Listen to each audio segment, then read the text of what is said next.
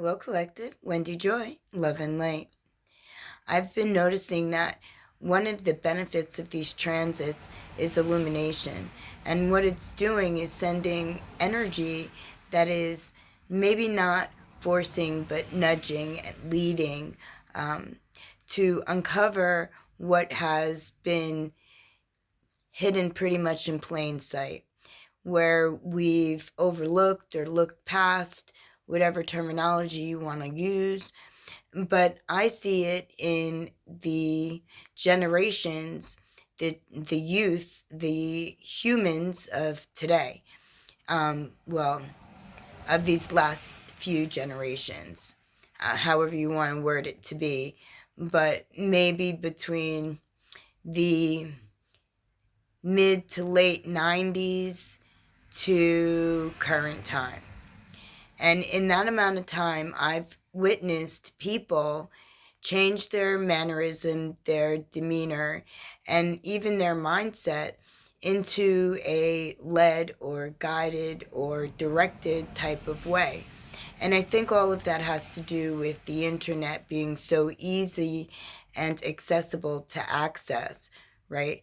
Like, I've noticed, now I didn't let my children, when they were growing up, have any type of technology. Not really video games, not cell phones, not, computers, not really anything. I gave them a typewriter. I gave them, well, I was forced to give them a calculator, but I did force through repetition and constant communication that being on top of numbers was very important. I always knew that numbers had a reason, and it was tied into math. Money, if you will, became the bottom line. So in order to get my children to be able to understand where the value of numbers and money and figuring things out came into play, where it would be a necessary item to calculate in their head and not let that power be taken away and given to another by not having the knowledge or the inner understanding, if you will, to be able to process and figure things out. I was never really connected or hitched to the internet. I was raised in a library, and I mean that when I needed information and it wasn't accessible to me through normal conventional ways, like outside of public school, I didn't have the ability financially or even time-wise to devote into furthering my career the most common way, by going to college. I didn't do that. I didn't go to trade school either. I used all of my knowing and my gained experience and my wisdom achieved over living my life through constant motion, movement, and keeping my mind open and, ready to receive the guided knowledge that was directing me to achieve, right? Like you get that thought in your head and you're like, oh, I want to know more about that. And then you go and research it and you look to see what it is and how it resonates with you. And if you can gain value from the information that you were guided to acquire and how you can use it in your present day moment. And even further out to cultivate into your future timelines by embracing and enhancing your present moment while looking toward the future and how it can blossom and bloom and what sensations or resonances that you would, connect with when you're at that particular point. They call that dreaming. I call that planning my future. And I've always called it that. I've always known on some level that the information that I was able to the acquire, achieve, receive would always help me in the end, because I've always said that we are actually taking quizzes in the school of life every single day by how it is that we present ourselves and which direction that we're guided to go. And then how do we enhance, embody, perfect, and, make better the knowledge that we've gained in order to incorporate a better today, which will lead to a fantastic tomorrow. I've always believed that. And I've always moved in that manner. Maybe because, I'm a let's do it now and get it, to the next step type girl until we've reached the end, and then let's start something else, and then let's continue the steps, and we'll keep going upward and onward and, share our knowledge and wisdom along the way. But somehow there was a disconnect that came through, because when the internet came our way, it was, some people took it as an asset and a tool where they can achieve the information that they seek at a faster, quicker rate, right? And other people took the internet as a safety social net, if you will, where they didn't have to actually participate or be involved with or even develop any type of social structure in real 3D time. That's where you have people that are constantly scrolling on, their feed to look to see what the rest of society may be thinking or doing or feeling or sensing. And, they either absorb it or resonate with it or, completely dismiss it. And what I've seen in how people view the internet, which is sad to me to have to admit, this was illuminated to me with these transits that are giving more vision, more depth to what was overlooked or looked past, right? Earlier in life, or as things were changing, and becoming more of a social structure, a backbone, more than a tool to aid, but maybe like a crutch to hold. It started to scare me, and I won't lie about that. So I immediately went into solution-based situation. And that's why I decided that technology was something that should be earned or achieved, the ability to receive when you have a better mental capacity to see between the deception, the lies, the misdirected information that has always been on the internet, that I might add, could also be threatening personally, maybe, pictures or things or subjects or whatever. Just, the internet is forever. So when it's there forever. And when it's there forever, whether it's good, bad, or indifferent, it gives other energy or people an opportunity to mess with that, to screw it up, to use it to their benefit. And if you don't have enough mental understanding of true social structure, like united, going out, dealing with, people in a 3D, manner, face to face, in real time, whatever, euphemism you want to use for, engaging with people, and not within an arm's length or a telephone cord, if you will, but not so much the internet, where you're bombarded with thousands, sometimes even hundreds of thousands of different concepts, views, values that maybe you weren't even contemplating as part of existence until it came across your feed or their feed. And then, instead of those questions bringing clarity, it brings more confusion, or it brings misguided messages. And I see this with mainly under 20. So the children, boys, girls, men, women, whatever you want to consider someone under 20 to be, I consider them to be children, right?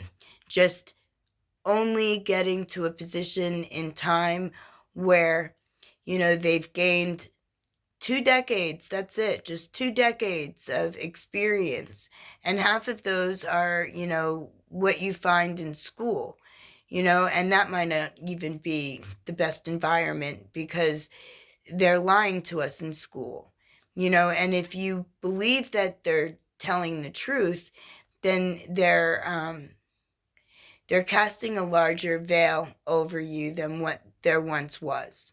We'll just say that. And as they do this and it becomes more prevalent and it's more in your face, it makes you stop and wonder, is this a direction that the higher energies, the ones allegedly in charge, are looking to do in order as a last-ditch attempt to take away the humanity within humanity by giving different algorithms through social feeds that, paint a way different picture than what life was always meant to be. My grandson, for example, and even my granddaughters, right? They've shown me that technology has not done them any good, none whatsoever. And I look back and I say to myself, well, I'm glad that I shielded my children from the onslaught of technology. Although after they became a certain age and they were leading their own lives, they decided that it was okay in order to see what the big hype was, and it became a form of communication, not so much a form of social mediation, if you will. Like, neither of my children scroll, doom scroll. They don't do any of those things. If they pick up the phone, it's to call somebody or to write somebody or to gather information. It's not really to, play in other people's perceived backyards in order to figure out what makes them tick, right? Or even, look toward them for another outlook on how to perceive their own existence, because everybody lives different lives. No two lives are the same. And then I look at my grandchildren, and they were pretty much born into life and handed a telephone or a tablet at the same time.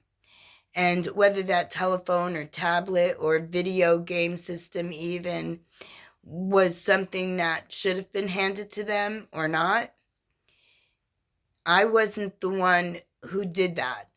And as much as I didn't think that it should have been introduced so early in life, my children weren't raised in the manner that other people are. So they didn't realize that it would hold so much weight. They just figured it was like, a toy. And that they could, instead of turning on the TV to put on a VCR or a CD movie of cartoons or, age-oriented content, they handed them a telephone or a tablet. And then they put age content on that tablet. But that didn't stop those kids from breaking the parental features, because they became very acclimated with the internet and technology at way early of an age. And now they just look at whatever they want, and they're by no means old enough to do so. And they have attitudes, and they talk back. And I just look, and my daughter, was so upset. And I could understand why, because, and then I had to apologize. And I was like, listen, I'm sorry that I took technology away from you and never introduced it, until after you reached a certain age. And I'm sorry that you introduced technology to your children before a certain age, because what people don't seem to realize is that little people, kids, right? They develop a sense of who they are and the direction that they're going to go and how they're going to carry themselves probably by age 5. And that's by absorbing and taking in what they see at home and what they see if they go to preschool or if they go to babysitter or what they watch on TV. And sadly, these days, what information is creeping through on the internet and how quickly are they understanding technology and breaking settings and flying free and developing a foot pattern that was never meant for them to walk, not so early in age anyway. And when I look at my grandson specifically, he's very short-tongued. He's harsh. He doesn't seem to think that he has consequences or that they have much, effect, because he just flips to the next video and then it's over. But the damage was already set because he was being disrespectful when, he was asked to not be so harsh or to not look at content that, he's not ready to receive, that is inappropriate or too old for him to properly comprehend, right? And it was, who are you to tell me? And I just shot right around because I was present for this. And I was like, why would you do this? What gives you the right to speak to your mother that way? And he just looked at me and said, I don't know. And I said to him, well, who does that? And he said, everybody. And I go, no, everybody doesn't do that. Where did you learn that? And he's like, well, on my videos. And I was like, on your videos? I was like, what are you watching? And he's like, he rattled off a few, and I was like, that's completely inappropriate, and that's not even suited for your age bracket. And he was like, so? And I was like, what do you mean so? And then his mom was like, we fight about this every day, and I take away, but yet he seems to find alternate ways in order to, create harm to others when he doesn't get his will or people don't bend his way. And I was like, ooh, young man, I guess you should thank your mother that you're being brought up right now in today's land and not in yesterday's land where I raised your mom or even where I was raised, because there weren't, you didn't speak back, you didn't raise a hand, you certainly didn't stand, scowl, or throw things. Do you know what I mean? Because you would have lost your legs. I mean, my dad would have taken a switch and he would have taken me out by my ankles and I would have been on the floor, and then I would have been perfect target to be a rug or a ball and be kicked. Do you know what I mean? And I didn't raise my children that way, specifically, entirely. And I tried to speak with them and let them understand and be able to perceive, because I never really had that. I was just told, this is how you're supposed to act. This is what you're supposed to do. And because I was always different than the rest, I was always labeled, and I was always called belligerent at the very least. But I was never so belligerent, and neither were my children, as what mannerisms my grandchildren seem to encourage as part of their daily routine.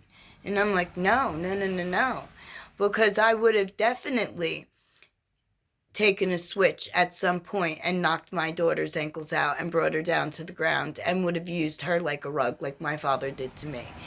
And it would have happened it did happen. I won't lie. But it wasn't as often, and it was like when there was no more recourse. I mean, I did everything in my personal power in order to make my children see that going along with what it is everybody else is doing, or how life is being perceived to them through other individuals, wasn't their life and it wasn't their reality, and that they were here to do so much more than just to create chaos or, defect into some type of negative type situation. But see, the disconnect is being even harder to reel back and to take control of, especially if you don't want the young ones to snap into a position that, you didn't want them to go. You didn't mean for them to learn, that it was, sometimes outside of your control, right? Because what you don't know is going on, it's hard to walk backwards when you figure it out, because the information is already there. The spark has already been lit. But I do know that water doesn't always put out fire, that sometimes you have to, conceal it. You have to smother it out. And what I've noticed is that we're being smothered in. So while we're trying to fix the disconnect between what's been going on and what we see creeping up in the youngest generations, 20 and under, right? Because they've been affected the most, is now being bombarded on multiple sides.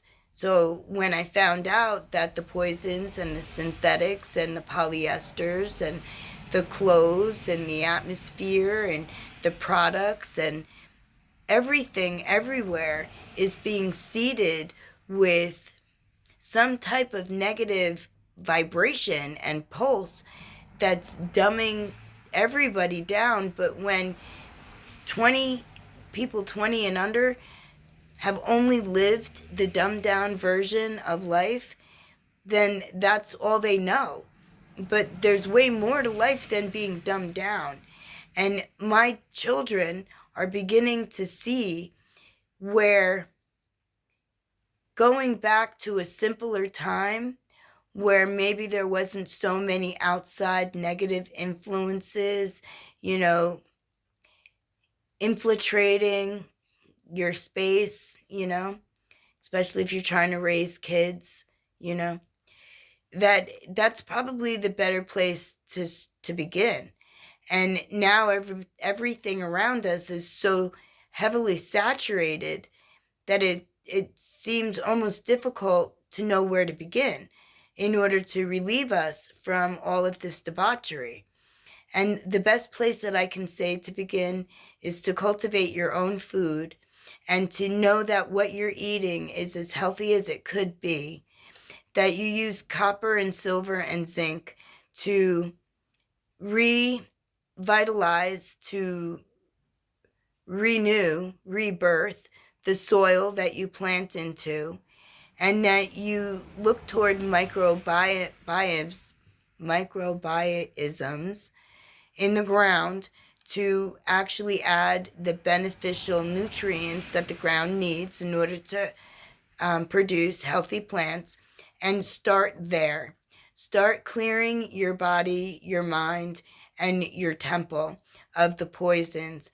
Even though we're putting clothes on that are, geared or designed to tamp us down, at least we know that when we stand in our true essence, our naked form, whatever you want to consider, our bare selves to be, that we know that we are vibrating, on the right, from the right side, inside out.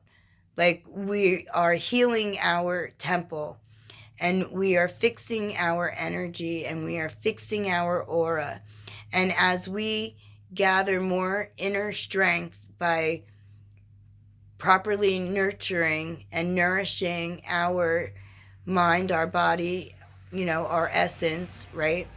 Then we can look toward the second phase, which would be what we put on our body, how we could cultivate the cottons and linens and use, gold or silver or copper, zinc, even stitching or inlay within our fabrics in order to produce more of a beneficial vibration just by sharing the energy that has been gifted to this world, to this earth, to this planet, to this platform, to this enclosure. And those are all gifts that the Creator gave us in order to keep us,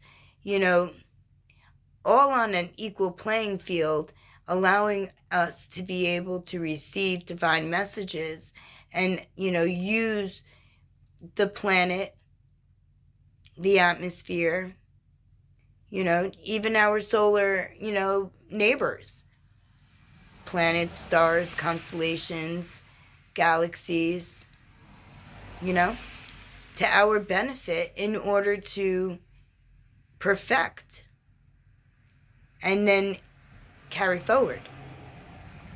But until we can get back to a place where there's less intrusion into our energy, it may seem very difficult, or it may, if you're younger, right, seem far-fetched that life could have been any other way than it is today. But I'm here to tell you that life is beautiful. And if we all remember the beauty within the world and join interconnected, united hands and share our high vibration, we could break this veil. We could abolish the stronghold, and we can allow the growth and the light and the nourishment that is being shielded from us to fall right back into place.